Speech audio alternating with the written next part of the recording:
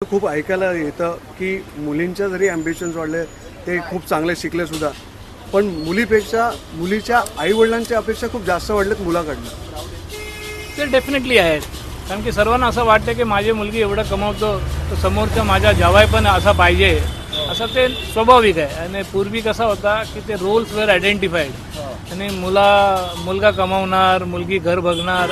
आता असा नाही आहे. आणि तसं तुम्ही म्हणतात लग्नामध्ये प्रॉब्लेम येतात, तर प्रॉब्लेम मेन फायनान्समुळेच होते, बाकी काही नाही आहे. सगळं करायला रेडी असतात, पण समोरच्या अपेक्षा खूप मोठ्या आहेत आणि त्याच्यामुळे मुलं काय विचार जाऊन दे. आता कसं, आता उलटं काय झालं आहे की वय वाढत चाललं आणि आता उलटं कसं झालं की पहिले हुंडा मुलीकडनं घ्यायचे, आता हुंडा मुलाकडनं लागतोय.